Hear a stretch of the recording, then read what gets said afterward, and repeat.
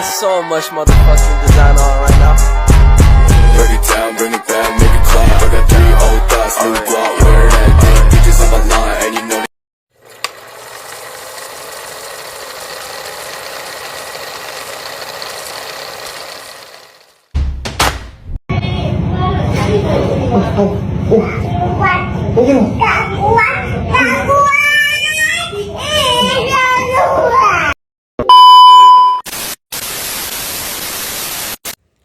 Assalamualaikum warahmatullahi wabarakatuh.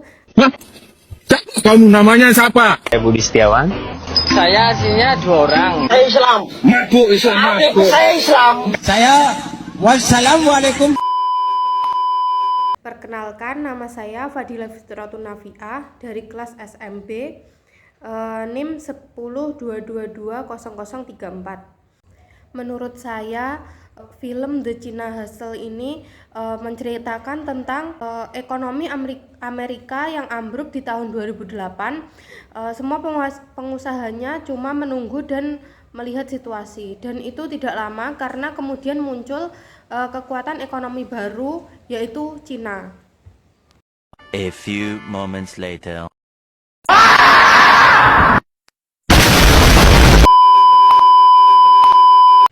Seiring dengan menurunnya ekonomi dalam negeri Amerika, perusahaan Cina masuk dan bergabung dengan perusahaan lokal Amerika.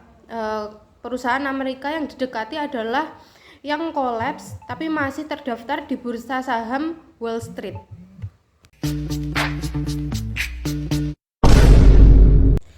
Tetapi hebatnya para CEO dari Cina itu modal wajah bersih, rambut klimis, pede, jas rapi, senyum manis, dan proposal yang berisi company profil, foto-foto, jumlah karyawan, kegiatan perusahaan, dan income perusahaan. Dan tidak kalah penting lagi, para CEO Cina itu bahwa laporan keuangan hasil audit dari akuntan publik ternama dunia, semua perusahaannya dinyatakan sehat, lancar, dan profit.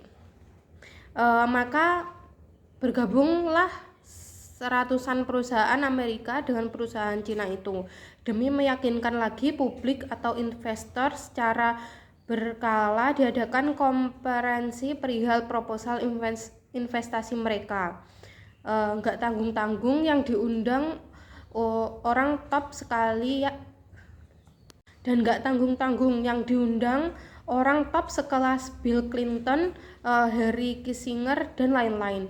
Kelak orang-orang top ini konon dibayar honor per jam oleh CEO-nya tanpa tahu betul kualitas perusahaan yang masuk pasar bursa.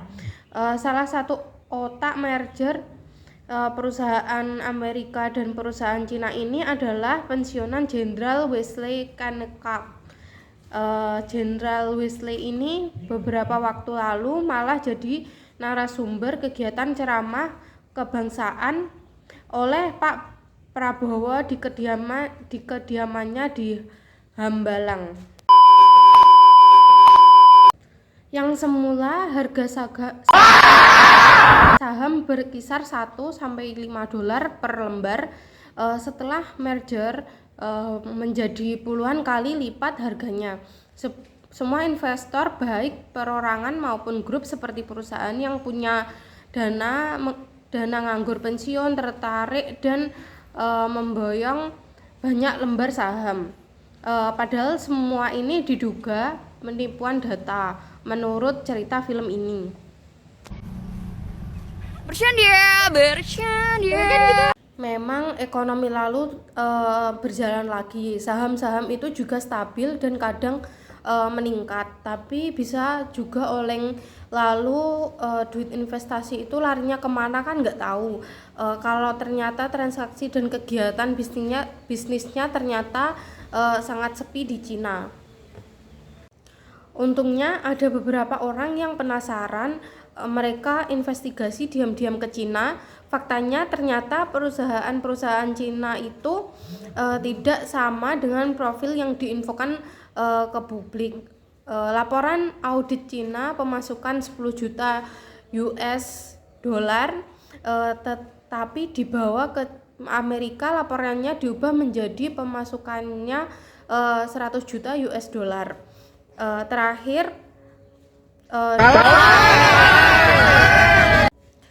Terakhir, Donald Trump tugaskan tim khusus untuk investigasi resmi dari pemerintah ke semua perusahaan Cina yang masuk bursa.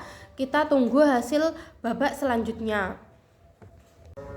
Dan menurut saya salah satu adegan terbaiknya Dan David, pendiri Geo Investing yang menyelidiki perusahaan-perusahaan yang ada di Cina yang tercatat di bursa efek di Amerika Serikat, menjelaskan bagaimana dengan menggunakan perhitungan dan pengawasan yang digambarkan oleh film tersebut sebagai tindakan ilegal di Cina atau di Tiongkok itu.